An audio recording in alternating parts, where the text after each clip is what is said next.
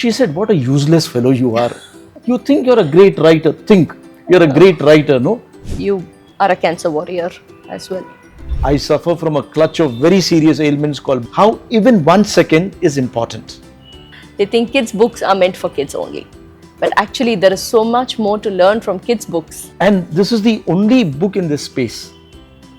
The biggest challenges that we have to fight with the social media, with the digital media on a day-to-day basis.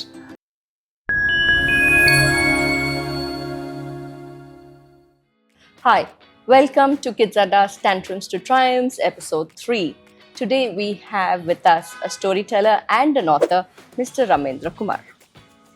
Ramendra Kumar, I have to read it out of paper because he is a poet as well, I think, and I don't think you have taken that side of things seriously. So Ramendra Kumar is a writer by passion, a storyteller by obsession, a motivational speaker by inspiration, a communicator by profession, a dancer by aspiration, and a cancer warrior by determination. His family calls him insane. He calls himself Ramen.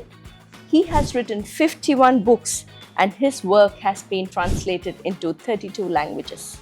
If I'm not wrong, you've also won many accolades and awards. Yeah. Welcome to the show, and I'm looking forward to having this conversation with you. Thank you, Deepti, for this lovely introduction. It's a matter of pride, privilege, and pleasure to be here on this amazing platform. Thanks for inviting me. Thank you so much for being here. So like every podcast that we do, we start with an introduction, and you have, I know, in the little time that I've spent with you in terms of talking to you and understanding where you've come from, there is a lot that you have gone through. And there is a story behind how you have become a storyteller and also an author. Can we start from there as to what drove you to become a storyteller and author? Absolutely. So I started writing when I was a kid, and I continued during my engineering and MBA days, and when I took up a job. So I was in the space of satire, fiction for grown-ups, and poems. When my daughter was 4 and our son happened, so my beautiful, gorgeous wife Madhavi, she and I were working in the same steel plant, so her hands were full. Like working in the plant and taking care of the office, then taking care of the children, and then a new kid. So she motivated me, she inspired me, she encouraged me. She said, "What a useless fellow you are. You can't cook, you can't even boil an egg, you can't run a washing machine, you can't wash bums, you can't sing lullabies. You think you're a great writer. Think you're a great writer, no? So tell stories to our daughter Ankita and keep her occupied while I take care of the new born baby, Aniket." Now, Deepti, if a challenge is thrown to you, particularly by your wife who's so brilliant and charming and beautiful and gorgeous, you have to pick it up. But the egoist that I am, I said, why Panchatantra? Why Akbar Birbal? Why Mahabharata, Ramayana? I'll tell my own stories. So I started cooking up little tales for my daughter. Now I do not know whether it was the content, the substance, or the style, because I'm a terrible singer, and I think I'm a great dancer. So there used to be singing and dancing and jumping around and fun and everything all rolled into one. And she simply loved my tales. And the stories which she found the best, they went to the word processor, and there to the editor and the publisher. And that's how my idyllic journey into the beautiful world of children's literature started. Wow, that is such an amazing story. So you never anticipated something like this would No, it happened by serendipity, but this accident was so beautiful that I never ever gave up. Until today, I'm a writer and a storyteller for children. Let me just add my experience. So when I started telling stories to Ankita, and then when Aniket, my son, also grew up, their tastes were exactly opposite. So my daughter would love stories like, "Once upon a time, long ago, there lived a beautiful princess. She fell in love with a tall, dark, handsome prince. Then suddenly a huge demon, a Rakshasa, strode in and captured the beautiful princess and, hid her in a dungeon. Now the prince, using his ingenuity and creativity and intelligence, rescued the princess, and they lived happily ever after. Okay. My son's taste was exactly the opposite. I had told him, Aniket, your guru is Bruce Lee. And I put a huge poster of Bruce Lee on the almirah. So every morning he would get up and say, Parnam Bruce Lee. So the kind of stories he liked was gore and violence. Yeah. In the second sentence, Yeah. the hero should be, pulling the lips of the villain. Okay. And by the time the story ended, the hero would have pulled the kidney of the villain and stuffed it in his own mouth. Oh my God. Okay. And gore and violence and everything else. So I had to balance. Once upon a time, long, long ago, with dishum. But somehow I managed to do that. That's why. Wow. 51 books, 32 translations, and blah, blah, blah. Then, Fantastic. one more thing. Now, both of them were on the same page as far as horror stories were concerned. Okay. So when I would relate, so I would be sitting at one end of the bed, and at the edge, my son Aniket would be sitting around 4.5 years old. So I would start like this. At the stroke of midnight, Sharda came out of the house and started walking towards the jungle. Her pile, her anklets made this sound, chun, chun, chun. From the forest came a howl, and my son would move forward. Then suddenly there was a huge mansion out of nowhere, and the door of the mansion creaked open. My son would take a few more steps forward. Then suddenly, once again, from inside the mansion came a ghost, and his eyes were dripping blood. Drip, drip, drip. Aniket would move even closer to me. By the time Sharda vanquished the demon, or the demon gobbled her up, Aniket would be sitting on my lap, holding me tight and shivering with pleasure and anticipation and fear and everything else. Oh, wow. And believe me, Deepti, those are the loveliest moments, and that is what drove me into telling stories. Wow, that is such a lovely story, and I felt like I was there in place of Aniket while you were narrating the story. It is so I think you have that talent of making sure that the people enjoy that moment when you're telling the story. Thank you. A lot of authors, I'm not sure if they're storytellers also. You are 2 in 1. And I'm not trained at all. Yeah. It's my children who have trained me. Okay. In the sense, trained me. Yeah, and I think there is a lot that we learn from our kids, right? And we discover so many things about ourselves as parents while we see our children grow. True. So well said. Absolutely. And we mold ourselves Yeah. based on what our children want. Exactly. And at that point, somewhere it clicks and it says, well, you are good at something else also. That aha moment is there. Yeah. Great. So nice to hear that background with the story and the animation. It was lovely. So, if I may ask, you are a cancer warrior as well. When did the stories, author, you writing books happen, and how did it impact your health? How did you work with it all? So that's a very, very important and a very sensitive question. On November 29th, my family and I were sitting in front of the gastro in the hospital in Bangalore, and he declared, poker-faced, Mr. Ramendra Kumar, you've got colon cancer, stage 2B. I was completely gobsmacked. I stumbled out of his clinic, and we went to the canteen of the hospital, and there I cut loose. I raved and ranted. I said, I don't smoke, I don't drink, I'm slim and trim, I exercise, I swim regularly. Then how come this scourge has slammed into me? There was rage, there was anger, there was frustration, and Deepti, there were some tears as well. Just then, I had a look at my family, and I saw their faces simply crumple. It was as if they were seeing my death in my own eyes. At that instant, I thought I couldn't do this to them. It was not their fault that I had been, diagnosed with this deadly curse called cancer.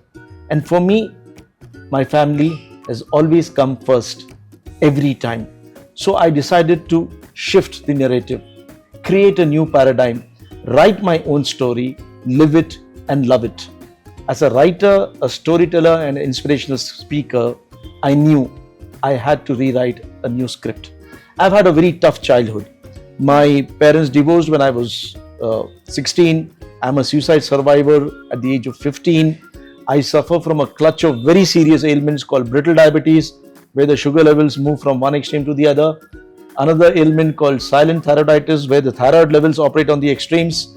I was diagnosed with a condition called hemangioma, where I was almost losing my voice. There was a polyp growing which was pressing on the vocal cords.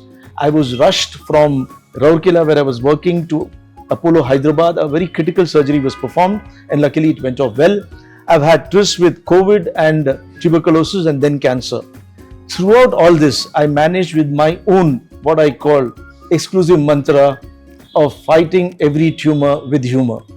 And I decided that in this condition also, when I was facing the worst crisis of my life, I had to go back to my mantra, and that's exactly how I, fought this disease, this scourge, this calamity, this crisis, with the help of my incredible family, whom I called Ma.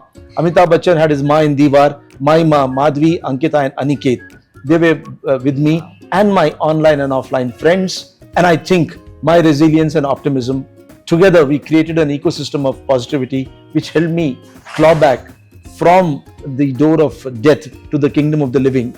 My journey to be encapsulated in one single line is: I suffered 3 septic shocks. The probability of surviving one septic shock is only 30%. So 3 times I shook hands with Yamraj and walked back to the kingdom of the living, like I said.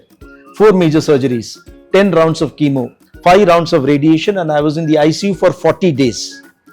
Oh my God. And today I'm talking to you. My wife, wow.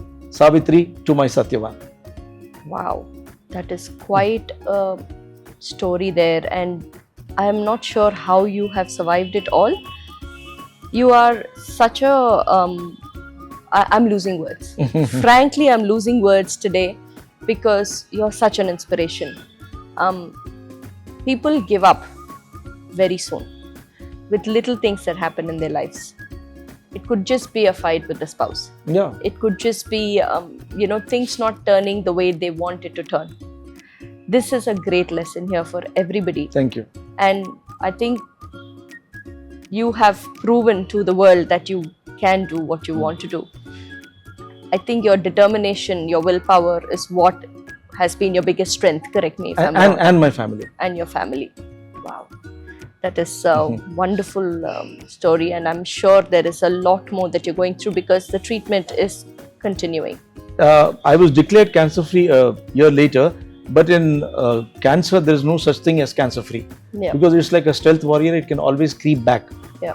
But if I start thinking about what's going to happen tomorrow, I'll smudge, smother and smash the beautiful moments that which I'm living today. So I don't think about the future, I live in the present, in the here and now. I'm sure that, I'm not sure about the audience, but I'm sure that when I'm down, I will listen to this podcast again and again to motivate myself. Thank you. Thank you so much. It is so much positivity. Thank you. Especially in the times that it's very stressful for you and your family. Yeah. Okay, let's get back to your current humorous fun life now with authors, you being an author and a storyteller. The first story that you ever wrote, do you remember it? Of course, I remember it very, very clearly. The first children's story. So, my daughter was studying in DPS Rourkela. So, they had this, program where they would invite people who are holding good positions in the company and across Rourkela to talk to the children. So, I was in the field of corporate communications. So, I thought, what will I tell youngsters about corporate communications? Let me think of a story. So, I thought of this story called Just a Second, which is about 7 brothers.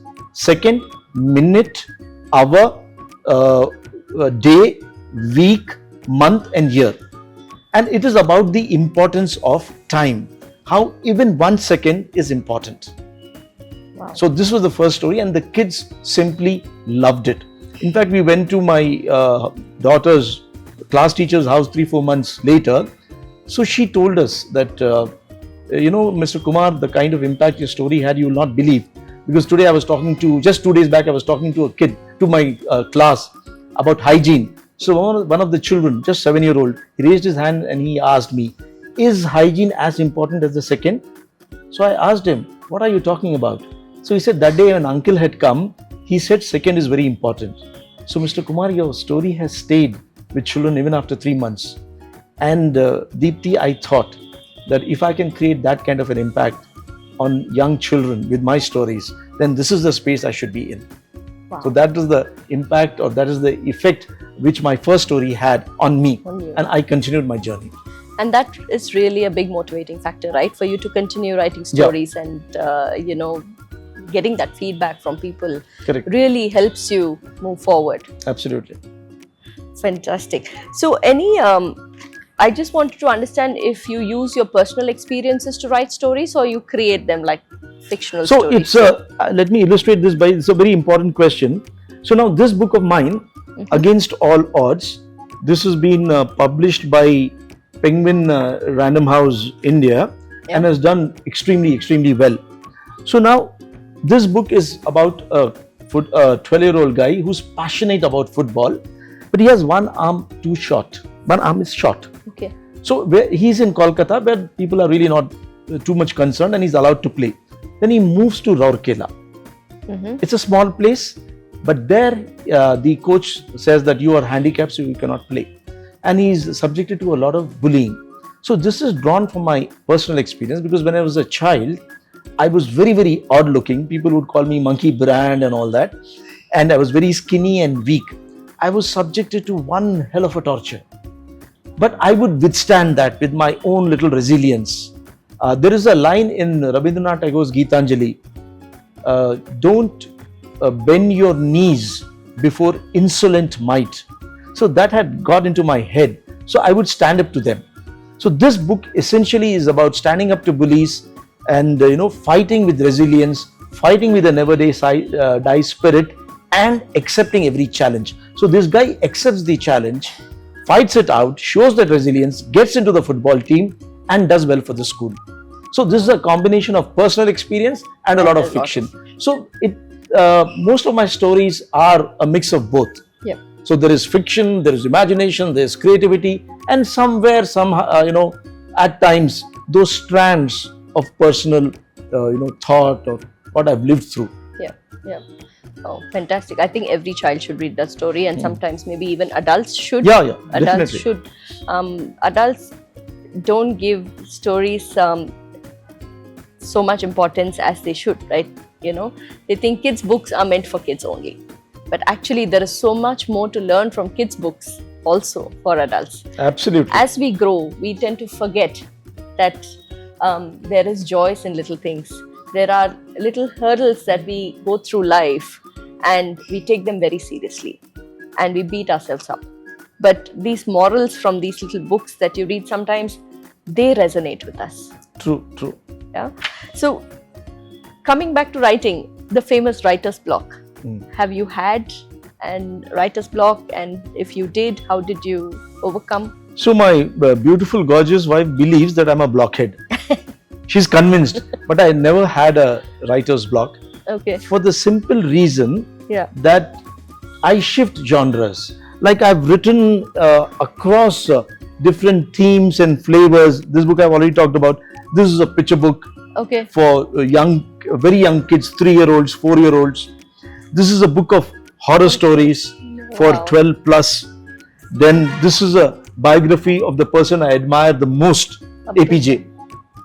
Then this book is a very special book. It's about the POXO Act, and this has been written for children above the age of 12, where I've broken down the various technicalities of the POXO Act into simple language, easily understandable facets, aspects, and taken a case study to explain this act. Now, this is one of the toughest tasks I've ever done, because it's not easy to break down these legal intricacies into a language which young children can understand. So then, sorry, just to ask you a question there.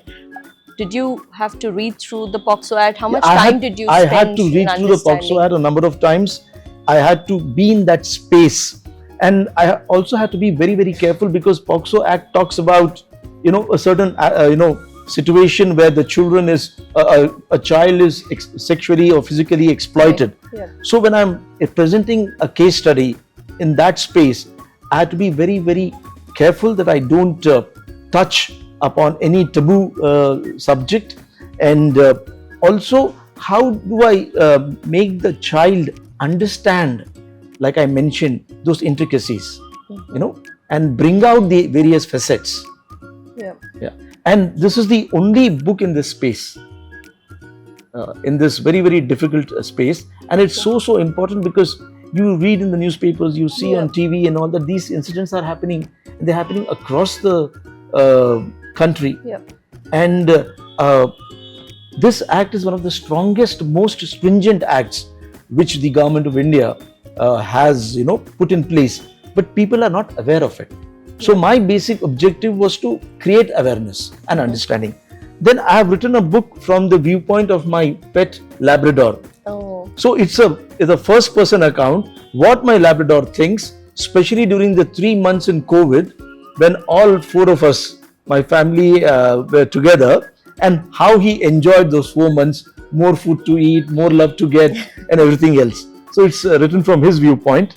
Then this story which I narrated at your Kydzadda event is about a droplet of water which goes on a world tour. This again is a picture book. Yeah, I read that one. The Poplu, very this again is a very popular picture book, translated into 19 languages. And this is about the game of hockey, where Dadaji and Dadiji are crazy. This is folk tales of Orissa. This I was commissioned to write. So I write across all genres, and whenever I'm bored in one particular type of writing or one particular aspect or category, I shift the genre so that it again remains fresh, a new genre, a new theme, a new topic, and then I go back to the other one. So at one particular time, I'm writing 3 or 4 books. Okay. Interesting. So that freshness remains. Yeah. So doesn't it take you a while to get back to the character of the previous book that you're writing? No. I can switch. You can switch pretty easily. fast. That is quite a talent. Blessings of my father. That is quite a talent, and it's amazing the kind of genres that you have, covered, especially the POXO Act one. I think every kid should read it, every parent should read it, and they should be aware of what it is and how. I really believe that. Yeah. Because when you have a law which is so strong, you should be aware. Yes, absolutely. So with so many books, so many genres that you have written, and you have done a lot of storytelling sessions as well, has there been a scenario where the message that you want to drive through is not received or misunderstood? No, never. I think I've managed to get the pulse of my audience, thanks to my father's blessings, who's responsible for what I am today. Every which way, he's my greatest inspiration. So no story of mine has ever been misunderstood at all. Fantastic. So you really have the talent to understand people's perspectives and put it into words. Possibly, I think. Yes. Think, yeah. What are the challenges that you think you or any authors today face? The biggest challenges that we have to fight with the social media, with the digital media on a day-to-day basis. But here I would like to tell the writers who keep complaining that it's up to you, the onus is on you to reach out to the children. You can't blame the media, you can't blame their lack of attention and all that. You make your stories so unique, you make your stories so relatable that will resonate with the kids, they will connect with the stories, so that they come back to your writing, they come back to your story, they come back to your books. Don't blame the media or don't blame the children. Enhance your own connect with the children, with the kids, with your creativity. Excellent. So as you have mentioned, the child has to resonate with the story. They have to connect to the story. What kind of impact do you think stories, books, storytelling sessions, all these have on kids today? And how are you dealing with, I want to understand your perspective on the 2 questions here. What is the impact, and what is the impact on audiobooks have become very popular nowadays, right? What is your take on children relying on audiobooks as opposed to reading? I don't, there need not be any watertight compartments that, this versus that. The children can read the audiobooks and go back to print. They can read the print and listen to the audiobooks. As long as they are in the space of the word, written or heard. As long as they are in the space of creativity and imagination, I'm happy. And books and stories have a tremendous impact on children. I'll give you an example. I had gone to this jail for the juvenile delinquents Wow. in Rourkela for a storytelling session on Children's Day. So I told them a story about a man called Satya who is in love with God and his teachings. He wants to follow the word of God. Now the devil is dead against God, so he turns Satya into a pebble and throws him on the beach. And he thinks that Satya will be kicked around and he'll learn a lesson and he'll become the devil's follower. But what Satya does is that every time anybody holds him, and even if he's angry or jealous or has negativity, that turns into positivity. So now the devil is very, very upset and he decides to bring back Satya and send him to God. Because if he sends him to hell, hell will become good, everybody in hell will become nice, so devil will be jobless. So he gets Satya and holds him in his palm. And that instant, a miracle happens. Devil sees that the pebble is so smooth and so nice to touch. It's emanating peace and love and happiness. And devil transforms. And he feels that why should I fight with God? God has never done anything nice to me. So he starts walking towards God to become friends with him. So when I told this story and as I was walking out, there was a tug on my arm. And one 12-year-old looked at me and I looked down and he said in Odia, a language which I can speak. I'm saying it in Hindi. Sir, Uncle ji, aap fir kab aoge? So that was the kind of impact the story had on the 12-year-old who's serving a sentence for a violent crime, which I'm sure he never did. He was just trapped. But that is the kind of impact stories can have on people, individuals, kids or grown-ups. That is a very touching story, actually. Especially when you mention juvenile, 12-year-olds. Yeah. I can't seem to fathom what they would have gone through. Yeah. And most of them, Deepti, are victims of circumstance. Nobody is born a criminal. Yeah. They are forced into it by our own society. So when this kind of a story, when I talk about good and evil, happiness, joy, and aggression and greed and corruption and all, it kind of resonates with them. Yeah. What is good and what is bad. They're able to distinguish. And that is the connect which I want to create. How do you prepare for such scenarios? Like before going to a storytelling session, to a place I have a bundle of stories. I have written like 51 books, like you said, around 200-250 stories I've written. So I decide depending on the audience, what will connect with them. Okay. Then I pick up the story. How are you feeling mentally before going to a place like this? Like a juvenile this thing? Yeah. For me, my biggest the quality which my father has blessed me with is empathy. Okay. So I believe that your empathy quotient is high. If it is high, then you'll be a great writer, you'll be a good storyteller, and you'll be an impactful human being. Yeah. So I look at it from the lens of empathy. Whether it's for animals, for human beings, for anybody. It is so important nowadays to understand absolutely, the whole and this is one empathy. Barack Obama has mentioned that our society suffers from an empathy deficit. Yep. Like you mentioned, like you just said that. Yeah. So this quality is very, very important. Yeah, especially with adults and also kids. And kids. Yeah, interesting. So, if you could bring any of your fictional characters to life, the ones from the stories that you have written, what would it be and why? The stories I have written? Yeah. There is one particular novel of mine. It's called A Tsunami Called Nani. It's about a 62-year-old Nani, 62 turned 26, who's got the chutzpah of a teenager, the mind of a Machiavellian, and the heart of a toddler. So she's full of energy. I mean, she'll make a beehive suffer from a complex. She's up to antics and all that. And she dotes on her grandson. Okay. So, and the grandson is suffering from parents who are so serious, who they want him to become a great engineer or a great doctor, and they don't allow him to live his life. in a fun way. They think it's all about studies and academics and winning medals and competition. And she teaches him life is only fun, joy, and the sheer unadulterated, happiness of being a kid. So this is one of my favorite characters. I would love to bring her to life. Excellent. I should read that book of yours. What is it called again? A Tsunami Called Nani. A Tsunami Called Nani. Let's make a note of that and get that book. I think it sounds very interesting, the character. What advice do you have for someone who's writing books, who wants to become an author? Most important advice is don't ever underestimate a child. Yeah. Children are far smarter than adults. I believe as we grow into adults, we become dumber and dumber.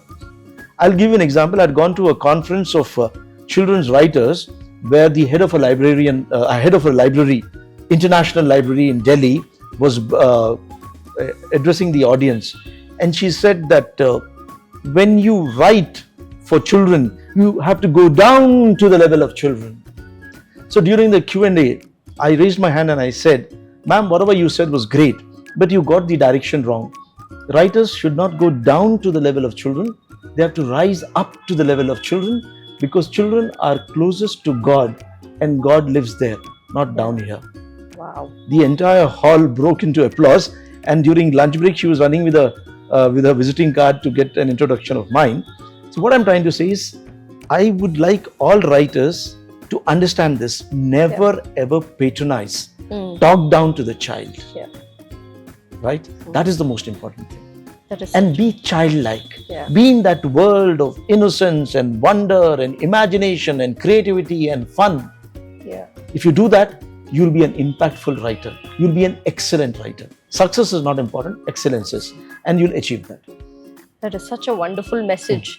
And it shows how passionate he is in the work that you're doing as a storyteller, as an author. You are totally into it, and it is very visible, very obvious you're highly passionate about what you're doing. So let's end with a nice fun note. What is the funniest or unexpected reaction you had from an audience? So I won't say the funniest, I would say the most unexpected.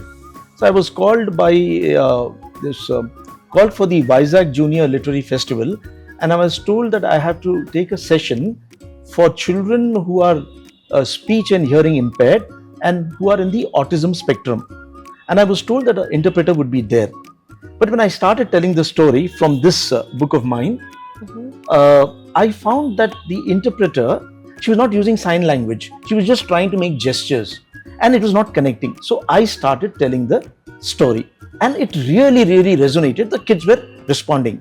So at the end, one of the kids came forward and he started trying to give me some kind of a vote of thanks, and also explaining the salient points. He was in the autism spectrum, and he started repeating himself. So the teachers, one of the teachers started going up to him to stop him.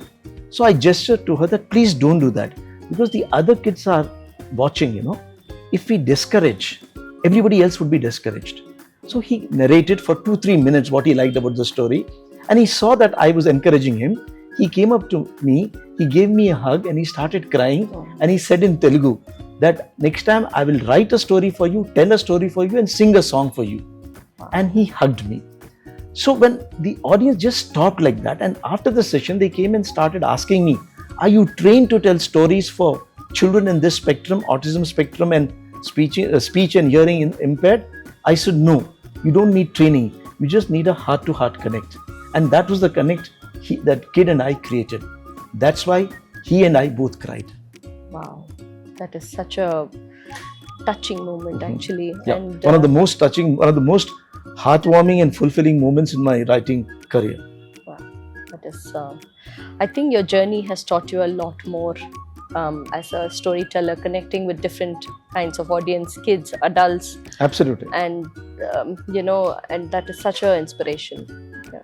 Thank you. Thank you, Mr. Ramendra Kumar, or Ramen, for being here with us on Tantrums to Triumphs. Your journey, filled with challenges, obstacles, has made you much stronger. And the stories that you have been narrating, I'm sure, are healing the world in their own little way. Thank you so much. And the magic of storytelling lies not in the perfection, but in the whole process of, being part of it and living it. Absolutely. Thank you so much. Your past, you have made it very clear, doesn't define you. You find humor in everything that you're doing, and I think that is what makes you what you are today.